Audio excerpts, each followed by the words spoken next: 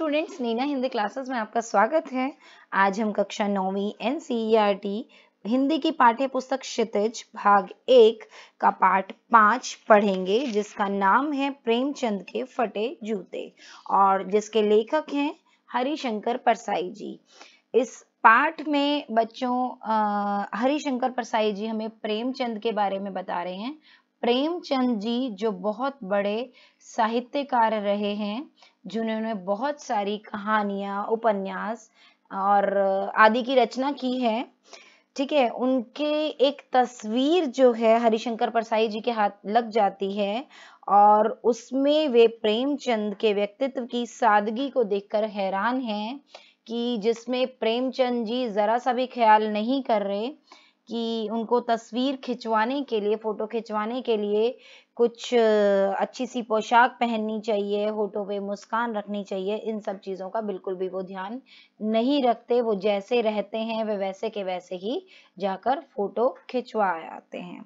तो यहाँ पर प्रेमचंद जी की सादगी बताई है। साथ ही साथ हमें हरिशंकर परसाई जी ने बताया है कि उस समय लोगों में कितनी सादगी थी और आज के समय में कितना दिखावा है। आज हमें एक फोटो खिंचवाने के लिए कितने कुछ करना पड़ता है कि हमें अच्छे से पोशाक पहननी होती है, अच्छे से तैयार होना होता है, ठीक है, सिर्फ दिखावे मात्र के लिए। तो आइए इस पाठ को पढ़ते हैं और जानते हैं कि प्रेमचंद जी में कितनी सादगी थी, उनका व्यक्तित्व कैसा था। प्रेमचंद का एक चित्र मेरे सामने है। पत्नी के साथ फोटो खिंचा रहे हैं। सिर पर किसी मोटे कपड़े की टोपी, कुर्ता और धोती पहने हैं। कनपटी चिपकी है, गालों की हड्डियां उभर आई हैं, पर घनी मूछें चेहरे को भरा भरा बतलाती हैं। पांवों में कैनवस के जूते हैं, जिनके बंद बेतरतीब बंधे हैं। लापरवाही के से उपयोग करने पर बंद के सिरों पर की लोहे की पतरी निकल जाती है और छेदों में बंद डालने में परेशानी होती है। तब वह बंद कैसे भी कस लिए जाते हैं। दाहिने पांव का जूता ठीक है, मगर बाएं जूते में बड़ा छेद हो गया है, जिसमें से अंगुली बाहर निकल आई है। हाँ, तो यहाँ पर हरिशंकर परसाई जी बता रहे हैं कि उनके सामने प्रेमचंद जी का एक चित्र है, मतलब फोटो है, जिसमें वे अपनी पत्नी के साथ हैं और उनके सर पर एक मोटे से कपड़े की टोपी है, कुर्ता धोती पहने हैं, ठीक है, और बता रहे हैं कि गालों की हड्डियां जो है वो दिखने लगी हैं, मतलब कमजोर से शरीर के हैं, लेकिन मुख पर घनी घनी मूछें हैं। कहने का तात्पर्य, जब वो फोटो खिंचवा रहे हैं तो ये नहीं कि वे अपनी मूछों को सही कर लें, जैसी बड़ी बड़ी मूछें हैं वैसे में ही वे फोटो खिंचवा रहे हैं। और पाँव में उनके कैनवस के जूते हैं, जिसके बंद मतलब फीते जिसे बोलते हैं, ठीक है, वो बड़े ही अव्यवस्थित ढंग से बंधे हुए हैं, आड़े टेढ़े बांध रखे हैं और लापरवाही से बंद करने की वजह से उनकी लोहे की पतरी निकल गई है और उसमें छेद हो रखे हैं, ठीक है, जिससे कि वो फीता जो है ढंग से बांधा भी नहीं जाता। और दाहिने पांव का जो जूता है उनका, मतलब सीधे पैर का जो जूता है वो तो ठीक है, लेकिन जो बाएं पैर का जूता है उसमें एक छेद हो रखा है, जिसमें से उंगली तक बाहर निकल रही है। ये सब कुछ उनकी तस्वीर में नजर आ रहा है कि मतलब फोटो में वो इस तरीके के पोशाक पहने हुए हैं, जिसमें मोटे से कपड़े की टोपी है, कुर्ता है, धोती पहनी हुई है और जो जूते हैं उनके फीते भी आड़े टेढ़े बंधे हुए हैं और एक पैर का जूता तो फटा हुआ है, जिससे पैर की उंगली तक बाहर निकल रही है, ठीक है।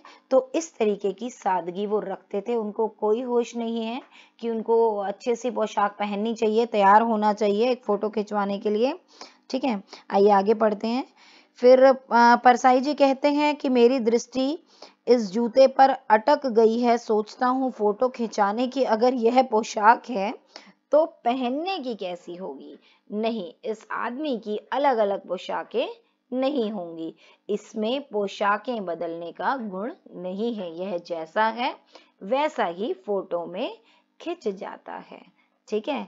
तो पहले तो वो सोचते हैं कि अगर फोटो खिंचवाने के लिए वो ऐसे बने हुए, ऐसी पोशाक धारण करी है, तो वास्तव में वो कैसे बन के रहते होंगे, ठीक है ना, उनकी कैसी पोशाक होगी। फिर उनको लगता है कि नहीं, उनमें पोशाक बदलने का गुण ही नहीं है कि किसी खास अवसर के लिए या फोटो खिंचवाने के लिए सही से तैयार हो या अच्छी सी पोशाक पहने, ऐसा गुण ही उनमें नहीं है।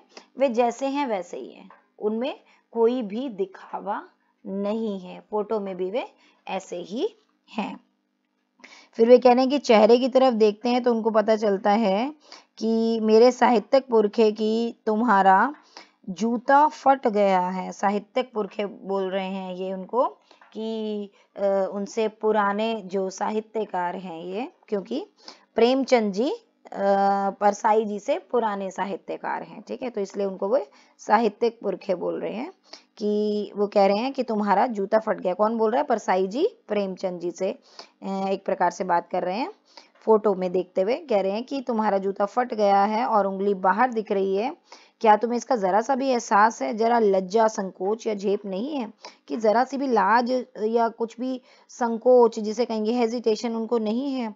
और वो इतना भी नहीं जानते कि धोती को थोड़ा नीचे खींच लेने से उंगली ढक सकती है, कि मतलब धोती को थोड़ा सा नीचे खींच लेते, पैर अंदर कर लेते तो उंगली नहीं दिखती, लेकिन वो ऐसा सोच ही नहीं रहे ना, क्योंकि उनके चेहरे पर बेपरवाही है, ठीक है, उनको बिल्कुल भी लग ही नहीं रहा, उसको उनको इस चीज की परवाह ही नहीं है कि उनकी उंगली दिख रही है।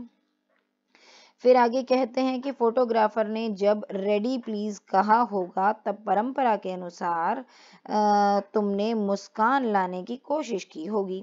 दर्द के गहरे कुएं के तल में कहीं पड़ी मुस्कान को धीरे धीरे खींचकर ऊपर निकाल रहे होंगे कि बीच में ही क्लिक करके फोटोग्राफर ने थैंक यू कह दिया होगा।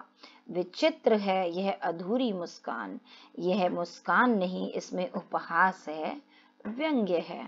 हाँ, यहाँ पर लेखक हरिशंकर परसाई जी कहते हैं कि फोटो में जैसी उनकी हंसी अधूरी सी हल्की सी मुस्कान दिख रही है, तो कह रहे हैं कि हो सकता है कि जैसे ही फोटोग्राफर ने रेडी प्लीज कहा होगा और वो हंसने लगे होंगे और फोटोग्राफर ने एकदम से फोटो क्लिक कर दी होगी, तो इसलिए उनकी मुस्कान अधूरी रह गई, कि शायद इसलिए ना हंस पाए हों, ठीक है। फिर आगे वे कहते हैं कि यह कैसा आदमी है जो खुद तो फटे जूते पहने फोटो खिंचा रहा है पर किसी पर हंस भी रहा है, क्योंकि उनकी जो हंसी थी वो बड़ी ही व्यंग्यपूर्ण सी लग रही थी, क्योंकि वो अधूरी सी हंसी थी, तो इस प्रकार से भी प्रतीत हो रहा है कि वो शायद किसी पर हंस रहे हैं, ठीक है। और फिर वो कहते हैं कि अगर फोटो खिंचाना ही था तो जूते ठीक से पहन लेते या ना ही खिंचाते, फोटो ना खिंचाने से क्या बिगड़ता। फिर वो कहते हैं कि शायद हो सकता है कि उनकी पत्नी ने आग्रह किया हो, ठीक है ना, फिर उन्होंने कहा हो कि चल भाई अच्छा, और फिर कहकर बैठ गए होंगे। लेकिन ये कितनी बड़ी ट्रेजेडी है कि आदमी के पास फोटो खिंचाने के को भी जूता ना हो, कि एक फोटो खिंचाने के लिए भी ढंग से जूते पहन सके।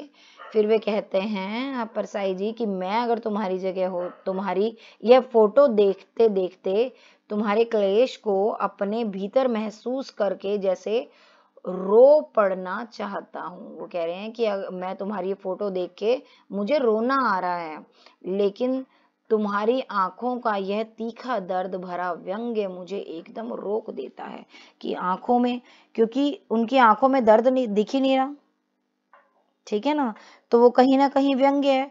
तो फिर लेखक कह रहे हैं कि फिर ये देखकर मैं रो नहीं पड़ता, कहीं ना कहीं वो उनको रोक देता है। फिर कहते हैं कि तुम फोटो का महत्व नहीं समझते, समझते होते तो किसी से फोटो खिंचाने के लिए जूते मांग लेते। लोग तो मांग के कोट से वर दिखाई करते हैं, कहने का मतलब कि लोग कोट तक मांग के और दूल्हे से बन जाते हैं, ठीक है ना, किसी का कोट भी उधार मांग लेते हैं फोटो खिंचवाने के लिए, और मांगे की मोटर से बारात निकालते हैं, कहने का मतलब मोटर गाड़ी तक भी मांग लेते हैं उधार पे फोटो खिंचाने के लिए, तो बीवी तक मांग ली जाती है, तुमसे जूते ही मांगते नहीं बनते। कहने का तात्पर्य है कि आजकल लोग फोटो में अच्छे दिखने के लिए कुछ भी उधार मांग लेते हैं। फिर तुमने ऐसा क्यों नहीं किया? ऐसा क्यों नहीं किया बच्चों? क्योंकि प्रेमचंद जी में बहुत ही सादगी थी, उनको दिखावा तो जैसे आता ही नहीं था, ठीक है। फिर ये बता रहे हैं कि आज के समय में तो जैसे भी दिखते हों, लेकिन लोगों को क्या लगता है कि फ़ोटो में भी खुशबू आ जाए, इसके लिए इत्र लगाते हैं। इत्र लगाकर फ़ोटो खिंचवाते हैं कि शायद फ़ोटो में भी खुशबू आने लगे। ठीक है। फिर आगे परसाई जी उनको सलाह देते हैं एक तरीके की, कहते हैं कि टोपी 8 आने में मिल जाती है और जूते उस जमाने में भी 5 रुपए से कम में क्या मिलते होंगे। जूता हमेशा टोपी से कीमती रहा है, अब तो जूते की कीमत और बढ़ गई है और एक जूते पर 2500 टोपियां न्यौछावर होती हैं। तुम भी जूते और टोपी के आनुपातिक मूल्य के मारे हुए थे। यह विडंबना मुझे इतनी तीव्रता से पहले कभी नहीं चुभी जितनी आज चुभ रही है, जब मैं तुम्हारा फटा जूता देख रहा हूँ। तुम महान कथाकार, उपन्यास सम्राट, युग प्रवर्तक, जाने क्या क्या कहलाते थे, मगर फोटो में भी तुम्हारा जूता फटा हुआ है। ये बता रहे हैं कि इतनी सस्ती टोपी मिल जाती थी, जूते मिल जाते थे, लेकिन तुमने वो नहीं लिया। तुम फिर भी फोटो के लिए भी तुम्हारा जूता फटा हुआ है, तुम उसी में ही फोटो खिंचवाए, जबकि तुम कितने बड़े कथाकार रहे हो, जो कहानियां लिखते हैं। उपन्यास सम्राट उनको कहा जाता है, युग प्रवर्तक, जो पूरे युग में परिवर्तन जिन्होंने अपने साहित्य से ला दिया हो। ठीक है ना। फिर ये कह रहे हैं आगे कि मेरा जूता भी कोई अच्छा नहीं है। हाँ, हरिशंकर प्रसाई जी कहते हैं कि मेरा जूता भी कोई अच्छा नहीं है, यूं तो ऊपर से अच्छा दिखता है, उंगली बाहर नहीं निकलती, पर अंगूठे के नीचे तला फट गया है। हाँ, ये फिर बता रहे हैं कि मेरा जूता भी फटा हुआ है, लेकिन वो अंगूठे के तले से, कि ऊपर से फटा हुआ नहीं दिखता। ठीक है। और फिर अंगूठा जब जमीन पे घिसता है और पैनी मिट्टी पर कभी रगड़ खाता है तो लहू लुहान हो जाता है। ठीक है। कहने का मतलब नीचे से रगड़ता है अंगूठा तो उस पर चोट तक लग जाती है। ठीक है। ऐसा वे बता रहे हैं, हरिशंकर प्रसाई जी अपने बारे में बता रहे हैं। ठीक है। फिर वो कह रहे हैं कि तुम्हारी उंगली दिखती है लेकिन पांव सुरक्षित है, मेरी उंगली ढकी है पर पंजा नीचे घिस रहा है। तुम पर्दे का महत्व ही नहीं जानते, हम पर्दे पर कुर्बान हो रहे हैं। कहने का मतलब दिखावे को समझते ही नहीं हो। हरिशंकर प्रसाई जी बता रहे हैं कि मेरे जूते की भी कोई हालत अच्छी नहीं है, मेरा भी फट रहा है, लेकिन नीचे से, जो कि दिखेगा नहीं किसी को। भले ही मुझे चोट लग जाती है उससे, लेकिन किसी को दिखता नहीं है। कह रहे हैं कि तुम तो बिल्कुल इस चीज की परवाह ही नहीं करते कि कोई देख रहा होगा। ठीक है। फिर आगे वो कहते हैं कि तुम फटा जूता बड़े ठाठ से पहने हो, मैं ऐसे नहीं पहन सकता। फोटो तो जिंदगी भर इस तरह नहीं खिंचाऊं, चाहे कोई जीवनी बिना फोटो के ही छाप दे। हाँ, यहाँ लेकर हरिशंकर प्रसाई जी कह रहे हैं कि मैं फोटो तो ऐसे कभी ना खिंचाऊं, भले ही किसी को अगर मेरी जीवनी छापनी है तो बिना फोटो के छाप दे, लेकिन ऐसी फोटो ना खिंचवा कर लगवाऊं। ठीक है। फिर आगे कह रहे हैं फिर तुम्हारी व्यंग्य सी मुस्कान, फिर उनकी मुस्कान पर बोल रहे हैं, जो कि बिल्कुल हल्की सी है, सही से मुस्कुरा भी नहीं रहे फोटो में कि हाँ भाई मुस्कुराएं तो अच्छी फोटो आए, इसका भी उन्हें ख्याल नहीं है। इसके लिए परसाई जी उन्हीं की मतलब प्रेमचंद जी की ही लिखी हुई कुछ कहानियों से उदाहरण देकर बता रहे हैं।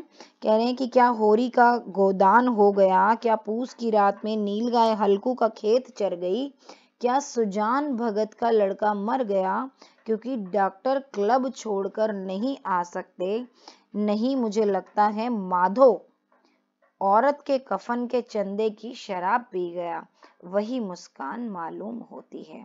हाँ, यहाँ पर वे उन्हीं की कहानियों के कुछ उदाहरण दे रहे हैं और उनके पात्रों के बारे में बता रहे हैं, और कुछ घटनाएं जो कि परेशानियों वाली है वो बता रहे हैं कि कुछ वैसी सी घटनाओं वाली मुस्कान है, अधूरी सी व्यंग्य भरी मुस्कान। कहने का तात्पर्य ये है। अगर आपने ये कहानियां पढ़ी होंगी तो आपको ये उदाहरण अच्छे से समझ में आएंगे। ठीक है। फिर आगे परसाई जी कहते हैं कि मैं तुम्हारा जूता फिर देखता हूँ कैसे फट गया। मेरी जनता के लेखक क्या बहुत चक्कर काटते रहे। मेरी जनता के लेखक, क्योंकि जनता जिसको पढ़ती है, इतने बड़े लेखक वो रहे हैं कि वो कहते हैं कि तुम्हारा जूता फट कैसे गया आखिर। क्या बनिए के तगादे से बचने के लिए मील 2 मील का चक्कर लगाकर घर लौटते रहे। चक्कर लगाने से जूता फटता नहीं है, घिस जाता है। कुंभन दास का जूता भी फतेहपुर सीकरी जाने आने में घिस गया था।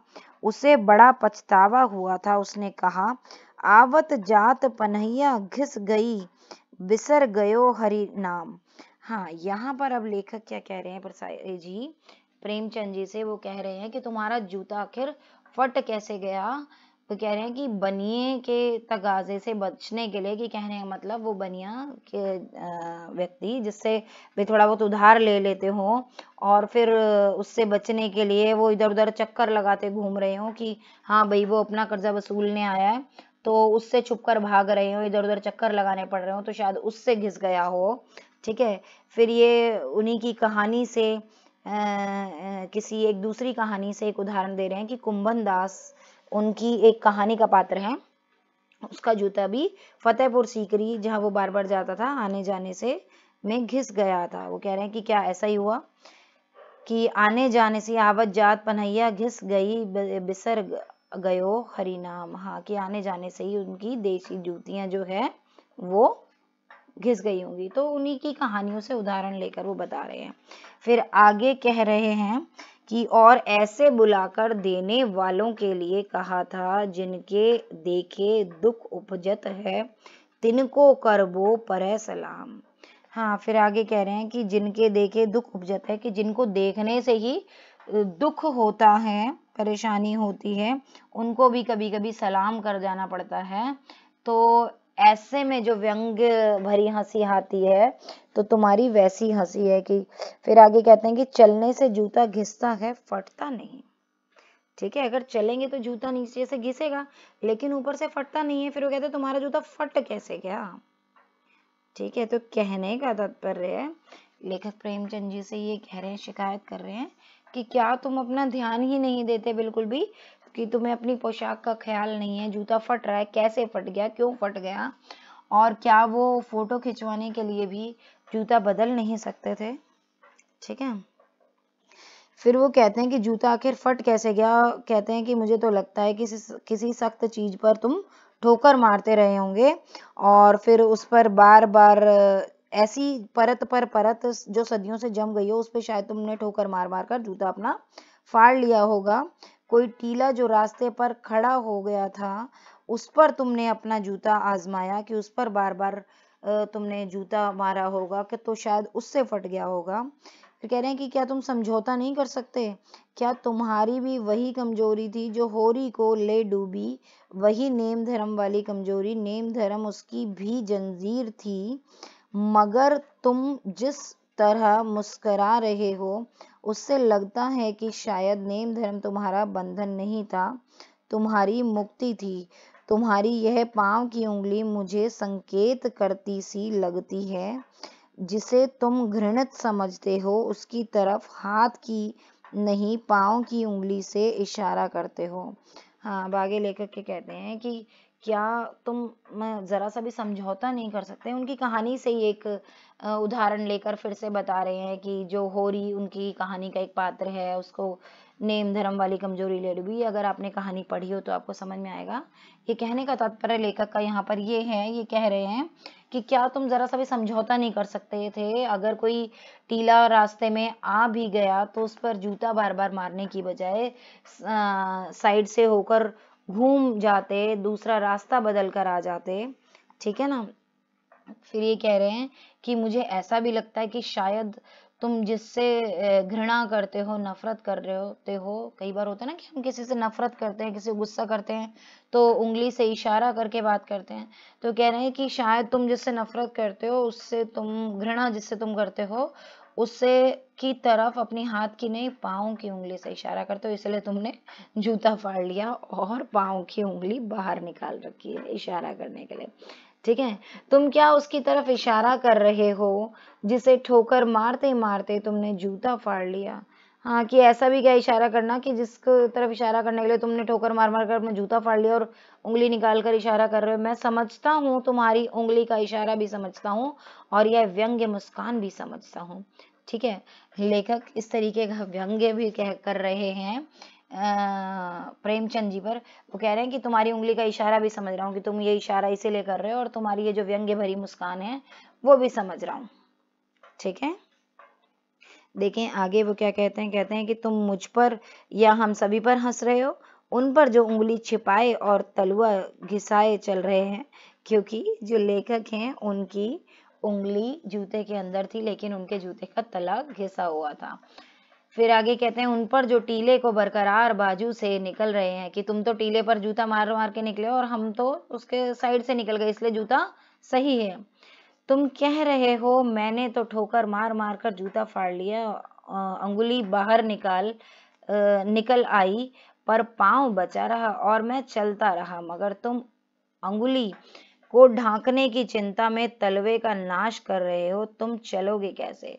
फिर ये लेखक खुद पर ही व्यंग्य कर रहे हैं, प्रेमचंद जी को कहते हुए कह रहे हैं कि तुम शायद मेरा मजाक उड़ा रहे होंगे। ये ऐसे व्यंग्य करते हुए कह रहे हैं कि शायद तुम मेरा मजाक उड़ा रहे होंगे कि मैं ने अपने जूते का तलवा घिस लिया और खुद को चोट पहुंचा रहा हूँ, है ना। वो चोट पहुंचा रहे थे ना अपने आप को, कह रहे हैं कि मैंने तो जूता फाड़ लिया ठोकर मार मार कर, लेकिन अपना पैर और तलवा बचाए रखा। ठीक है, कहते हैं तुमने तो अपने जूते का तलवा ही फाड़ लिया, तो तुम चलोगे कैसे। ये प्रेमचंद की ओर से लेखक अपने लिए कह रहे हैं, कह रहे हैं कि तुम इसलिए ऐसा कर रहे होंगे। फिर कहते हैं, मैं समझता हूँ, मैं तुम्हारे फटे जूते की बात समझता हूँ, अंगुली का इशारा समझता हूँ, तुम्हारी व्यंग्य मुस्कान समझता हूँ। ठीक है बच्चों, तो आपको कैसी लगी वीडियो, उम्मीद करती हूँ पसंद आई होगी। बच्चों, इसके द्वारा, इस कहानी के माध्यम से, इस निबंध के माध्यम से हरिशंकर परसाई जी क्या बता रहे हैं, वो इसमें कई जगह व्यंग्य भी कर रहे हैं प्रेमचंद पर, लेकिन वो हंसी हंसी में कर रहे हैं, वो वास्तव का व्यंग्य नहीं है, वो सच में प्रेमचंद जी से ऐसी शिकायत नहीं कर रहे हैं। वो कहीं ना कहीं इसके माध्यम से हमें उस समय के सादगी और आज के दिखावेपन के बीच का अंतर हमें समझा रहे हैं और बता रहे हैं कि प्रेमचंद जी कितने ही सादे व्यक्तित्व वाले व्यक्ति थे, जिन्हें फोटो खिंचवाने के लिए भी अपनी पोशाक बदलने का या फटे हुए जूते बदलने का होश नहीं है, ना ही उनको ये है कि फोटो में जरा सा मुस्कुरा दें, तो वो बिल्कुल भी दिखावा नहीं जानते। और आज का समय कैसा है, आज के समय में लोग अपनी फोटो को अच्छे से अच्छा दिखाने के लिए किसी से कुछ भी उधार मांग लेते हैं, ताकि वो अच्छे से अच्छी पोशाक धारण कर सकें, जूते टोपी कपड़े कुछ भी उधार मांग लेते हैं, ठीक है ना। और इत्र तक लगा के फोटो में खड़े हो जाते हैं कि शायद फोटो में से भी खुशबू आ जाएगी। तो इसके माध्यम से लेखक उस समय की सादगी और आज के दिखावटीपन के बीच अंतर हमें समझाने की कोशिश कर रहे हैं। ठीक है बच्चों, तो उम्मीद करती हूँ आपको मेरी वीडियो पसंद आई होगी। अगर आपको वीडियो पसंद आई तो इसे लाइक, शेयर और चैनल को सब्सक्राइब जरूर करें। जल्दी मिलते हैं अगली वीडियो में। धन्यवाद।